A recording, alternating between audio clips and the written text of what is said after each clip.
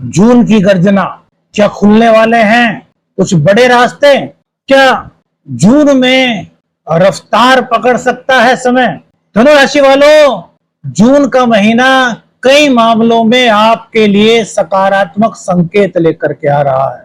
क्या मेहनत का असर अब दोबारा से दिखाई देना शुरू होगा? क्या परिवार, करियर और रिश्तों में धीरे धीरे सुधार महसूस हो सकता है? या फिर कुछ ऐसे निर्णय सामने आ सकते हैं जहां जल्दबाजी की वजह से सब कुछ छूट ना जाए? जून की गर्जना के बीच अब सवाल यही है, क्या रफ्तार पकड़ सकता है समय? तो देखिए, करियर और कामकाज की सबसे पहले बात करेंगे। महीने की शुरुआत में सूर्यदेव आपके षष्ठ भाव में रहेंगे। यह स्थिति थोड़े से काम के दबाव को बढ़ा सकती है, यानी आपके ऊपर थोड़ा सा काम अधिक हो सकता है, थोड़ी जिम्मेदारियां अधिक हो सकती है, या फिर आपकी प्रतिस्पर्धा थोड़ी अधिक बढ़ सकती है।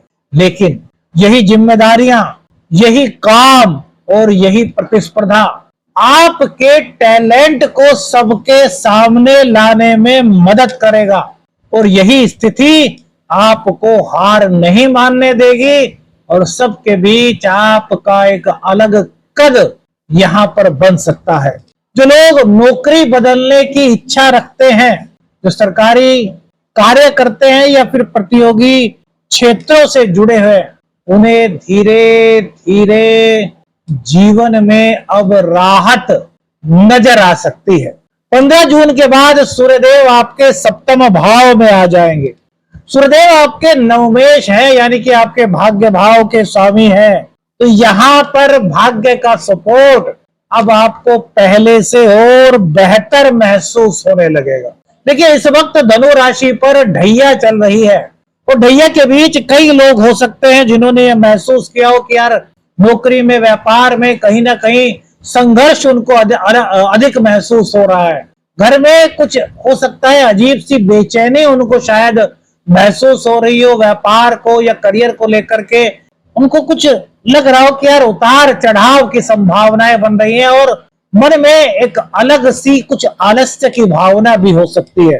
तो 15 जून के बाद जब सूर्यदेव सप्तम भाव में आ रहे हैं, तो यह समय लोगों से आपके संपर्क बढ़ा रहा है। उच्चाधिकारियों से आपके संपर्क बढ़ सकते हैं, नए लोगों से आपकी बातचीत हो सकती है। करियर को लेकर के अगर आपको लग रहा था कि यार कहीं पर कुछ रफ्तार से नहीं मिल रही, गति से नहीं मिल रही, तो अब धीरे धीरे आपको गति महसूस हो सकती है। अगर आप साझेदारी में कार्य करते हैं तो यह समय शुभ संकेत तो देता है, लेकिन सूर्यदेव अहंकार को भी दे सकते हैं। अगर आपने अपने मन में यह धारणा की कि यार मैं सब कुछ जानता हूं, मेरी ही बात ठीक है, तो यह अहंकार साझेदारी में टकराव की स्थिति को बना सकता है। तो अहंकार से दूर रहना है, टकराव से दूर रहना है, सॉफ्टनेस जीवन में लानी है।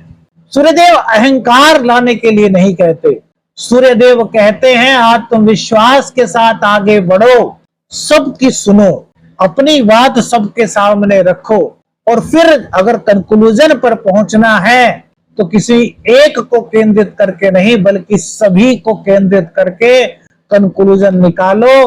तो यह आपके जीवन में आपको तरक्की के मार्ग पर ले जाने में सहायक हो सकता है। व्यापार की बात करें, साझेदारी की बात करें, तो शुरुआत में सप्तम भाव में बुध और शुक्र रहेंगे, जो ग्राहकों से आपके संपर्कों को मजबूत बना रहे हैं।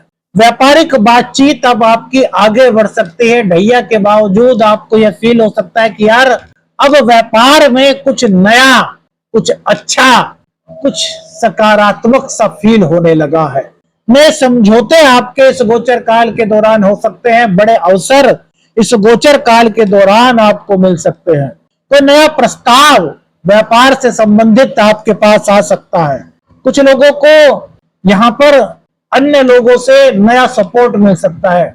जिन लोगों के बारे में आप सोच रहे थे कि यार ये मेरा सपोर्ट करेंगे या नहीं, तो उन लोगों का अचानक से आपको सपोर्ट मिल सकता है। पुराने संबंध, पुराने ग्राहक आपके फिर से सक्रिय हो सकते हैं। लेकिन 22 जून के बाद बुध अष्टम भाव में चले जाएंगे। ये आपके 7th और 10th हाउस के लॉर्ड होते हैं। तो यहां पर अधूरी जानकारी मत रखिएगा। किसी भी चीज पर आपको आगे बढ़ना है तो आपको उसकी स्पष्ट जानकारी लेनी है। किसी भी डॉक्यूमेंट्स पर साइन करने से पहले उसको जांच लेना है। किसी भी तरह की गलतफहमी आपको होती है तो उसको सबसे पहले स्पष्ट करना है, यानी कि भ्रम में आपको नहीं जीना, क्योंकि अष्टम भाव में बुध का गोचर कहीं ना कहीं मिसअंडरस्टैंडिंग्स करा सकता है। तो आपको इन चीजों में थोड़ा सा संभल करके आगे कदम बढ़ाना होगा। दस्तावेजों में यहाँ पर सावधानी रखना थोड़ा आवश्यक हो सकता है मेरे मित्रों। प्रेम और दाम्पत्य जीवन, यह महीना भावनात्मक रूप से काफी गहरा संकेत आपके जीवन में डाल सकता है। शुक्रदेव स्टार्टिंग में सप्तम भाव में रहेंगे और उसके बाद अष्टम भाव में रहेंगे, तो रिश्तों में कुछ संवेदनशीलता बढ़ सकती है। कुछ पुराने मुद्दे सामने आ सकते हैं और कुछ लोग भीतर की बात को, आपको ऐसा लग सकता है कि यार आपसे कोई बात जो है ना वो छुपाई जा रही है। लेकिन मेरे मित्र एक बात याद रखिए, शुक्रदेव बुध की राशि में है और बुध 22 जून तक स्वयं यहीं पर रहेंगे। तो ये आपके प्यार को मजबूत करेंगे, ये आपके दाम्पत्य जीवन को मजबूत करेंगे। लेकिन कौन सा दाम्पत्य जीवन, कौन से रिश्ते? जो रिश्ते सच्चे हैं, जहां पर एक दूसरे के प्रति मन में सच्ची श्रद्धा है, एक दूसरे के प्रति विश्वास है, वो रिश्ते और गहरे होंगे। उन रिश्तों में नई परिपक्वता आएगी, उन रिश्तों में नई गहराई आएगी, संवाद, धैर्य और समझ बढ़ रही है। ये बहुत अच्छा समय है मेरे मित्रों। लेकिन जब शुक्रदेव अष्टम भाव में जाएंगे तो यहां पर थोड़ा सा कुछ कंफ्यूजन हो सकता है। आपको ऐसा लग सकता है कि यार मुझसे कहीं कोई बात छुपाई तो नहीं जा रही, जबकि असलियत में ऐसी कोई बात होगी ही नहीं। क्यों? क्योंकि राहु की जो पंचम दृष्टि है वो आपके सप्तम भाव पर होगी। तो यहां पर आपको धैर्य से काम लेना है, समझदारी से काम लेना है, क्योंकि राहु भ्रम, कोहरा, धुंध, इन चीजों को बढ़ाने में आनंद उसको आता है। राहु को ज्योतिष शास्त्र में कहा गया है भ्रम, तो इस भ्रम से बचना है, धैर्य रखना है, नई समझदारी से काम लेना है और रिश्तों को मजबूत करना है। अब बात करते हैं मन की भावना। इस महीने सबका सबसे बड़ा विषय जो है वो है गुरुदेव का अष्टम भाव में उच्च का होना। गुरुदेव आपके लग्नेश हैं और गुरुदेव आपके चतुर्थेश हैं। लग्नेश का अष्टम भाव में जाना तो अच्छा नहीं कहा जा सकता, लेकिन जब बात उच्च के गुरु की हो तो यह अपने आप में एक अलग सक्रिय सकारात्मक स्थिति बनती है। धनु राशि के मित्रों, भीतर की सोच को बदलने का यह समय है। कुछ लोग इस दौरान ये महसूस करेंगे कि वो जीवन को नए तरीके से समझने लगे हैं। अचानक से उनके विचार बदल सकते हैं, अचानक से उनके अंदर छिपी प्रतिभा सबके सामने आ सकती है।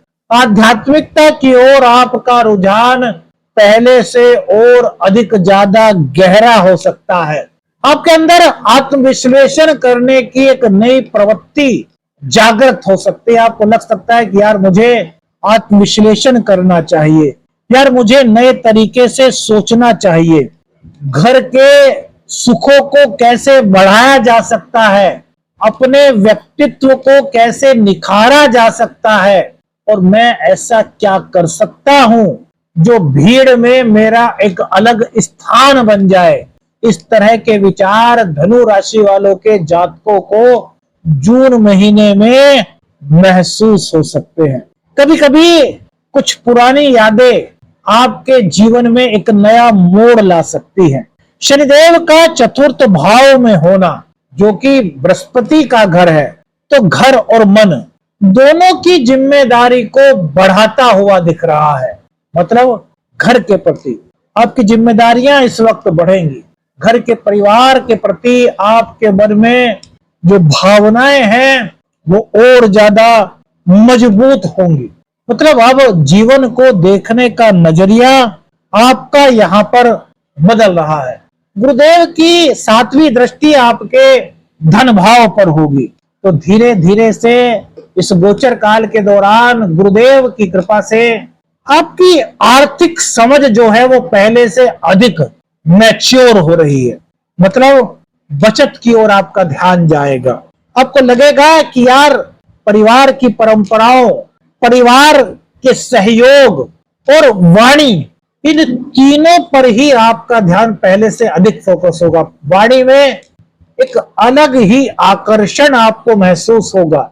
अन्य लोगों से भी आपको सुनने को मिल सकता है कि यार आप इस वक्त जो बोलते हैं उसका प्रभाव हम पर हो रहा है।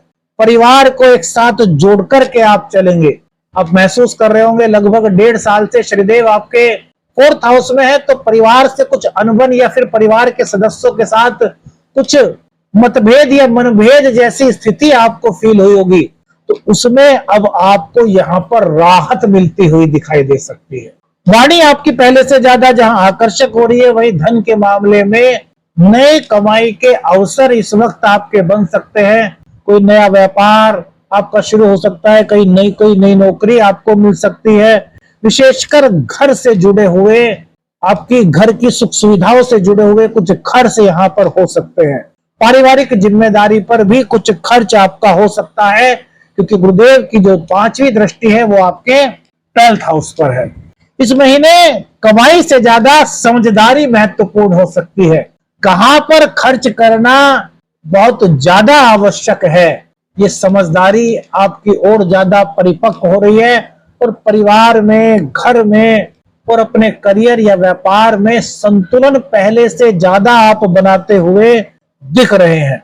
गुरुदेव की दृष्टि 4th भाव पर होने से भूमि, भवन, वाहन खरीदने का आपका सपना था, आपकी सोच थी और आप इसके लिए बहुत समय से प्रयास कर रहे थे, तो जून माह में उसकी शुरुआत का समय हो सकता है।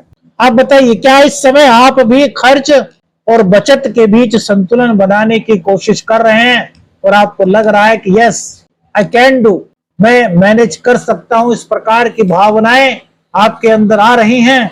अगर ऐसा हो रहा है तो समझ लीजिए गुरुदेव की उच्च दृष्टि आपके अंदर सकारात्मक शक्तियों को बढ़ाने में आपकी मदद कर रही है।